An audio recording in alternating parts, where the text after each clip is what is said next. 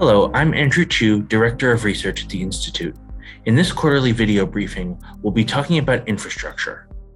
Infrastructure is comprised of the systems that keep our economy and our communities running, including roads, railroads, public transit, airports, stormwater and wastewater systems, and distribution systems for water and electricity, and more.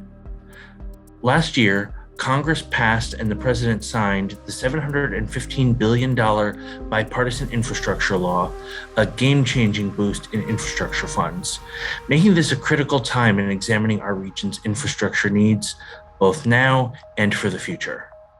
The funds allocated by the infrastructure bill include both formula funds allocated to states as well as specific project funding. A total of $5.3 billion of announced funds have been allocated to Pennsylvania. This includes over $240 million to the Commonwealth in water infrastructure funding. Priorities for these funds include lead remediation as well as emerging contaminants.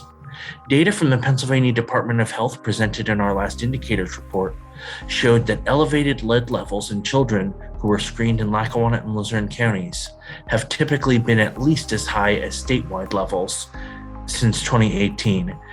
The bipartisan infrastructure law also provides $60 billion to support enhancement of existing rail service and creation of new services as part of the Amtrak Connects Us initiative.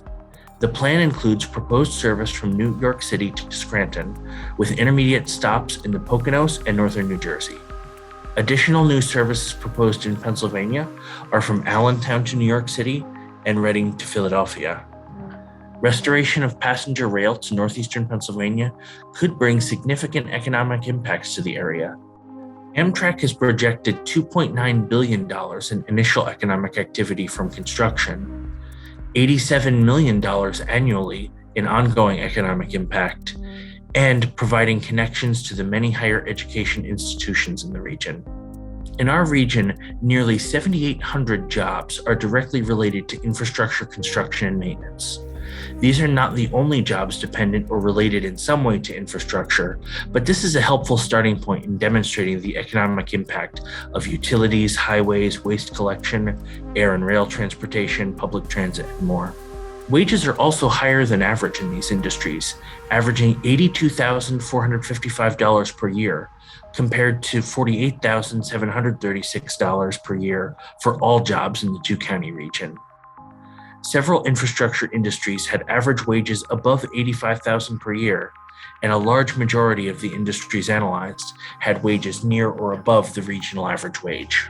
When thinking about infrastructure, it's also important to consider how the region can grow sustainably. We're seeing rapid industrial development, especially due to the growth of logistics and distribution along our interstate corridors.